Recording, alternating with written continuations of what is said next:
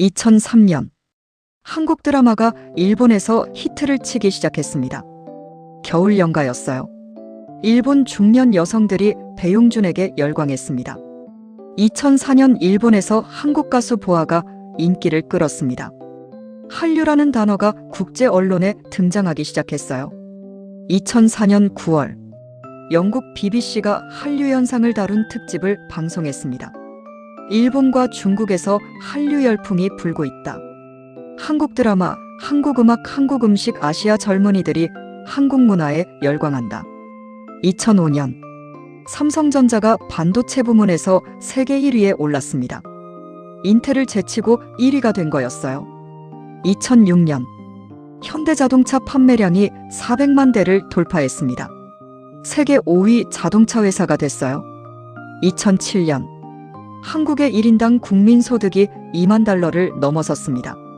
1953년 67달러였던 게 54년 만에 300배가 된 겁니다. 2007년 10월 월스트리트 저널이 한국 특집을 냈습니다. 한국은 두 번 기적을 만들었다.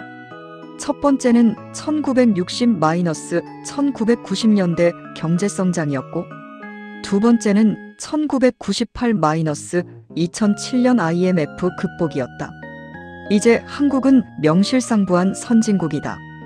IMF 위기 10년 만에 한국은 완전히 다른 나라가 돼 있었습니다.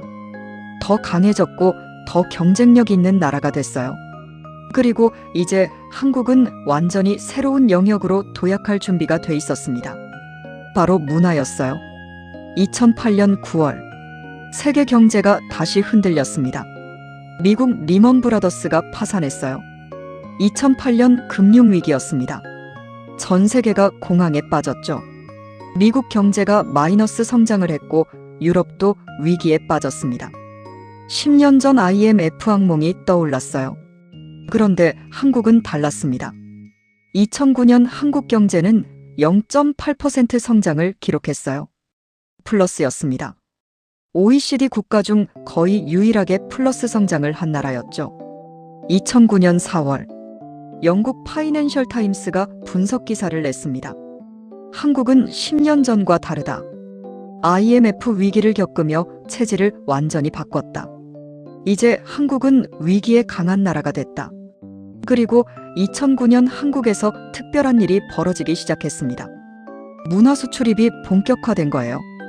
2009년 9월 아이돌 그룹들이 유튜브에서 조회수를 쌓기 시작했습니다.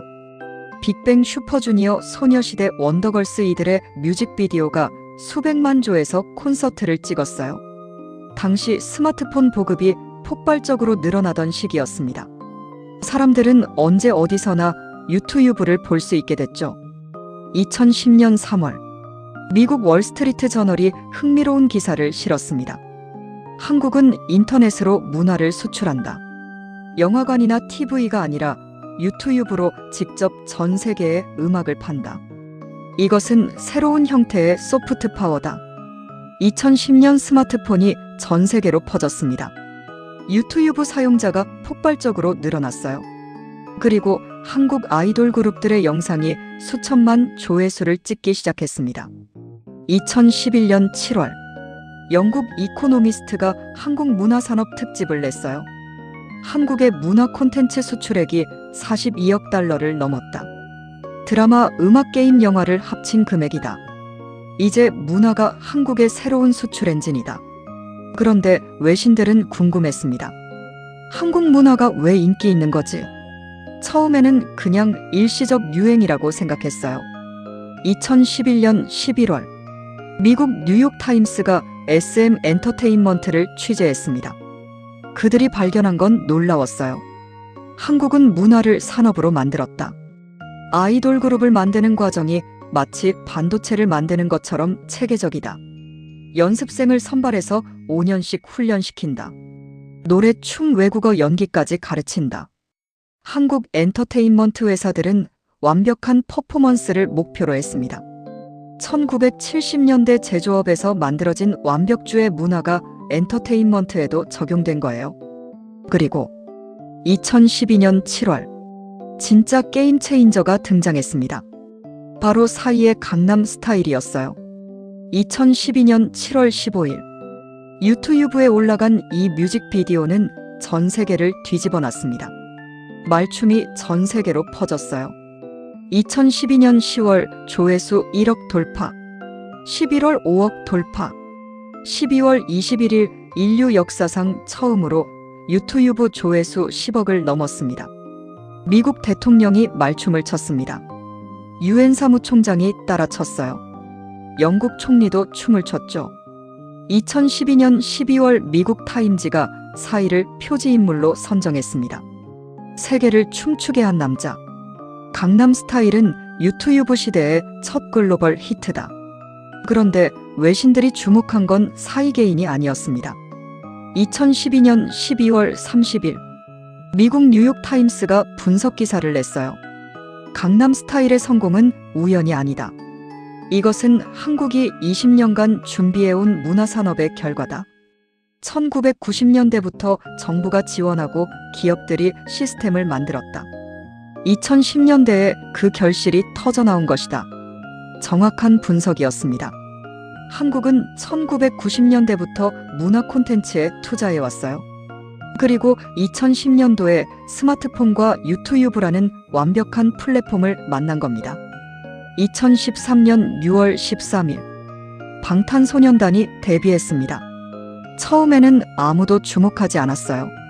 작은 기획사 출신이었으니까요. 하지만 그들은 달랐습니다. 유튜브와 트위터로 전 세계 팬들과 직접 소통했어요.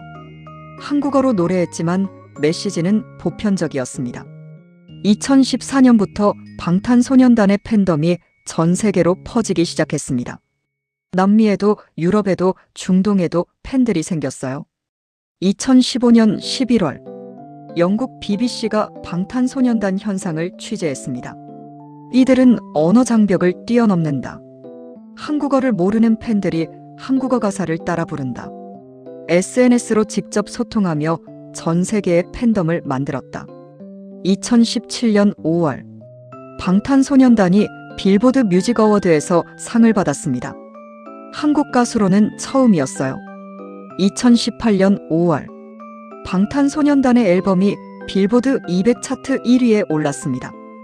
비영어권 가수로는 12년 만이었죠. 2018년 10월 10일 미국 뉴욕타임스 일면에 방탄소년단이 실렸습니다. 방탄소년단은 비틀스 이후 가장 성공적인 보이그룹이다. 그리고 그들은 한국어로 노래한다. 이것은 문화 권력의 이동을 의미한다. 같은 시기 한국 영화도 세계적 주목을 받기 시작했습니다. 2019년 5월 25일 봉준호 감독의 기생충이 칸 영화제 황금종려상을 받았습니다. 한국 영화 최초였어요. 2019년 5월 26일 프랑스 르몽드가 일면에 실었습니다. 한국 영화가 칸을 정복했습니다. 봉준호는 사회 불평등이라는 보편적 주제를 한국적 방식으로 풀어냈다. 그리고 2020년 2월 9일 역사가 만들어졌습니다. 기생충이 아카데미 시상식에서 작품상을 받은 겁니다. 비영어권 영화로는 최초였어요. 그것도 작품상, 감독상, 각본상. 2020년 2월 10일 미국 로스앤젤레스 타임스 헤드라인이었어요. 한국 영화가 할리우드를 이겼다. 이것은 문화 권력의 이동이다. 더 이상 영어가 세계 영화의 언어가 아니다. 오스카 시상식에서 봉준호 감독이 한 말이 인상적이었습니다. 가장 개인적인 것이 가장 창의적이다. 한국적인 것이 세계적인 것이 될 수 있다는 증명이었어요. 그리고 2021년 9월 또 하나의 폭탄이 터졌습니다. NEFLIX 드라마 오징어 게임이었어요. 2021년 9월 17일 공개된 이 드라마는 전 세계를 휩쓸었습니다. 11개국에서 1위를 했어요. 넷플릭스 역사상 최고 기록이었습니다. 2021년 10월 미국 월스트리트 저널이 분석 기사를 냈습니다. 오징어 게임은 한국 콘텐츠의 완성도를 보여준다. 제작비, 연출, 연기, 스토리 모든 면에서 할리우드 수준이다. 아니, 어떤 면에서는 할리우드를 넘어섰다. 2019년 방탄소년단 빌보드 1위, 2020년 기생충 아카데미사관왕, 2021년 오징어 게임 전 세계 1위, 3년 연속 한국 문화가 세계를 장악한 겁니다. 2021년 12월, 영국 이코노미스트가 특집을 냈어요. 한국은 어떻게 문화강국이 되었나? 70년 전 먹을 것도 없던 나라가 이제 전 세계 사람들에게 문화를 수출하는 나라가 됐다. 비결이 뭐였을까요? 역시 완벽주의였습니다. K-POP 아이돌들은 수천 번 연습합니다. 한 동작 한 음정도 완벽할 때까지 반복해요. 드라마 제작진은 디테일에 집착합니다. 영화 감독들은 타협하지 않죠. 1970년대 제조업에서 만들어진 완벽주의 문화가 2010년대 문화 콘텐츠에서 꽃을 피운 겁니다. 그리고 그 뒤에는 교육이 있었습니다. 1950년대에 학교를 지었던 그 선택이요. 글을 읽고 생각하고 창의적으로 표현할 줄 아는 사람들이 문화 콘텐츠를 만든 거예요. 2019년이 끝날 무렵 한국은 완전히 달라져 있었습니다. 제조업 강국이면서 동시에 문화 강국이 된 거예요. 세계가 한국 자동차를 타고 한국 스마트폰을 쓰면서 동시에 한국 드라마를 보고 한국 음악을 듣는 시대가 온 겁니다. 2020년 1월, 중국 우한에서 이상한 폐렴이 보고됐습니다. 그리고 그것은 순식간에 전 세계로 퍼졌어요. 코로나19 팬데믹이었습니다. 2020년 3월, 전 세계가 봉쇄됐습니다. 이탈리아가 멈췄고 스페인이 멈췄어요. 미국도 뉴욕이 폐쇄됐습니다. 경제가 완전히 얼어붙었죠. 그런데 한국은 달랐습니다. 봉쇄하지 않았어요. 대신 검사, 추적, 격리라는 3T 전략을 썼습니다. 드라이브스루 검사소가 등장했습니다. 차에 탄 채로 10분 만에 검사를 받을 수 있었어요. 하루 검사 능력이 2만 명을 넘었습니다. 2020년 3월 중순, 미국 뉴욕타임스가 한국의 코로나 대응을 일면에 실었습니다. 한국은 봉쇄 없이 코로나를 통제하고 있다. 대규모 검사와 디지털 추적 시스템이 핵심이다. 민주주의 국가에서도 효과적 방역이 가능함을 보여준다. 2020년 4월, 영국 BBC가 한국 특집 다큐멘터리를 방송했습니다. 한국의 코로나 대응은 2015년 메르스 실패에서 배운 교훈이다. 실패를 분석하고 시스템을 완전히 바꿨다. 위기를 기회로 바꾸는 한국의 DNA가 또다시 작동했다. 정확한 분석이었습니다. 한국은 2015년 메르스 때 38명이 사망하는 실패를 겪었어요. 그 후 감염병 대응 시스템을 완전히 재설계했습니다. 2020년 5월, 세계보건기구 WHO가 한국을 모범 사례로 지정했습니다. 각국 정부가 한국의 방역 시스템을 배우러 왔어요. 그런데 코로나 와중에도 한국 경제는 멈추지 않았습니다. 2020년, 삼성전자가 오직 통신장비 수출을 늘렸습니다. 전 세계가 재택근무를 하면서 통신 인프라 수요가 폭발했거든요. LG화학과 삼성 SDI는 전기차 배터리 공급을 늘렸어요. 유럽 자동차 회사들이 전기차로 전환하면서 한국산 배터리 수요가 급증한 겁니다. 2020년, 한국 경제는 마이너스 0.9% 성장을 기록했습니다. 마이너스이긴 하지만 OECD 국가 중 가장 선방한 나라였어요. 미국은 마이너스 2.8%, 유럽은 마이너스 6%였거든요. 2021년 들어서면서 한국은 완전히 회복했습니다. 7.1% 성장을 기록했어요. 그리고 2021년 한국에게 새로운 기회가 찾아왔습니다. 반도체 슈퍼사이클이었어요. 코로나로 재택근무가 늘면서 노트북 태블릿 수요가 폭발했습니다. 데이터 센터가 급증했고 AI 연산 수요도 늘어났어요. 2021년, 삼성전자와 SK하이닉스의 반도체 수출이 사상 최대를 기록했습니다. 특히 SK하이닉스는 AI용 고대 역폭 메모리 HBM에서 독보적 위치를 차지했어요. 2021년 10월, 미국 월스트리트 저널이 SK 하이닉스 특집을 실었습니다. SK 하이닉스는 AI 시대의 승자다. 엔비디아 GPU에 들어가는 HBM의 80%를 공급한다. 삼성도 따라잡지 못하는 기술력이다. 2022년 또 다른 한국 기업이 세계를 놀라게 했습니다. 현대자동차였어요? 2022년 현대차 글로벌 판매량이 680만 대를 넘었습니다. 세계 3위로 올라선 겁니다. 특히 전기차 아이오니고가 유럽에서 폭발적 인기를 끌었어요. 2022년 5월 독일 쇼피겔지가 아이오니고를 시승한 후 기사를 썼습니다. 현대차가 테슬라를 위협한다. 디자인, 성능, 가격 모든 면에서 경쟁력이 있다. 독일 자동차 회사들이 긴장해야 할 상대다. 2023년 들어서면서 세계 경제에 먹구름이 꼈습니다. 미국 금리 인상으로 경기 침체 우려가 커졌어요. 그런데 한국은 또다시 선택을 했습니다. 위기일 때 투자하는 거였죠. 2023년 3월 삼성전자가 용인에 반도체 메가클러스터 건설을 발표했습니다. 300조 원 투자 계획이었어요. 2023년 7월 SK하이닉스도 용인 클러스터에 120조 원 투자를 선언했습니다.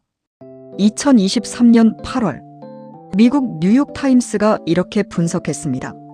한국은 경기 침체기에 투자한다. 1980년대 오일 쇼크 때도, 1997년 IMF 때도, 2008년 금융위기 때도 마찬가지였다.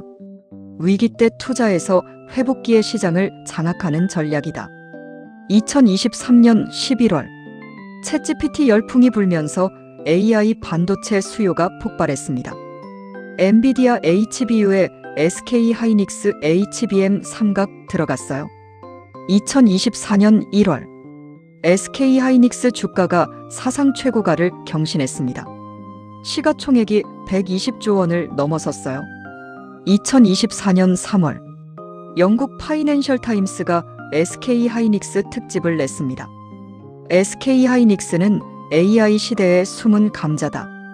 엔비디아가 주목받지만 진짜 핵심 기술은 한국에 있다. HBM 없이는 AI 혁명도 없다.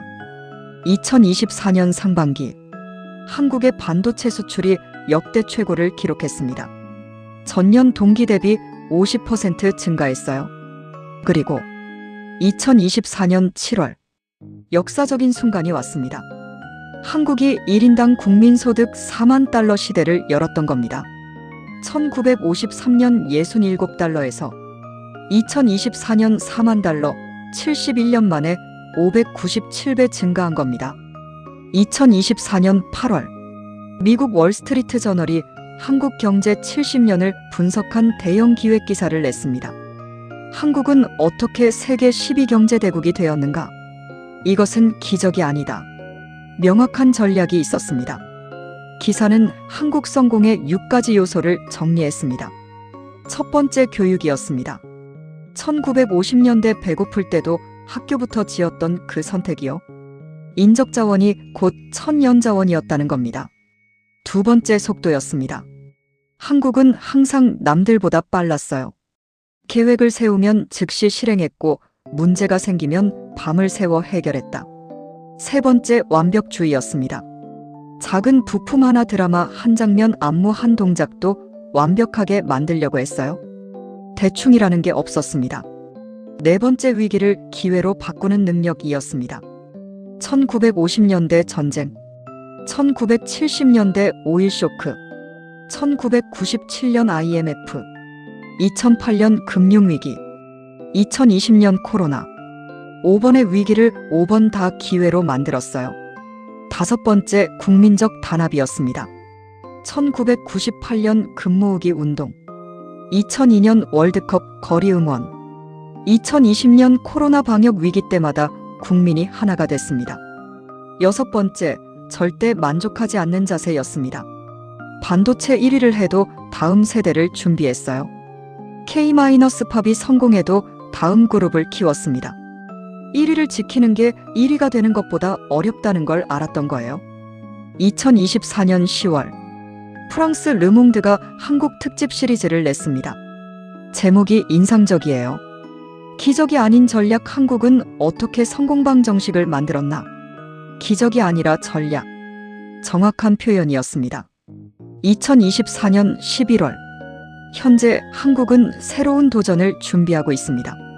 AI, 반도체, 전기차, 배터리, 수소에너지, 바이오, 헬스케어, 차세대 산업에서도 한국은 선두그룹에 있어요. K-POP는 여전히 세계를 열광시키고 한국 드라마는 넷플릭스를 장악하고 있습니다. 한국 영화는 계속 국제영화제에서 수상하고 있어요.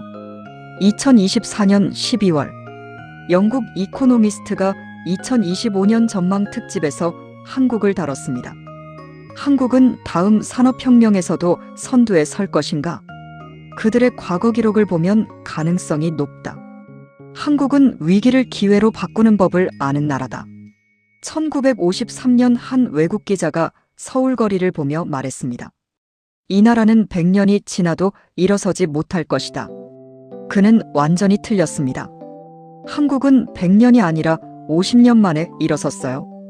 그리고 70년 만에 세계 12경제대국이 됐습니다. 세계에 증명했습니다. 불가능은 없다는 것을요. 천연자원이 없어도, 땅이 좁아도, 전쟁으로 모든 게 파괴돼도 일어설 수 있다는 것을요. 필요한 건 교육, 속도, 완벽주의, 위기 극복 능력, 국민적 변화, 그리고 끊임없는 도전 정신.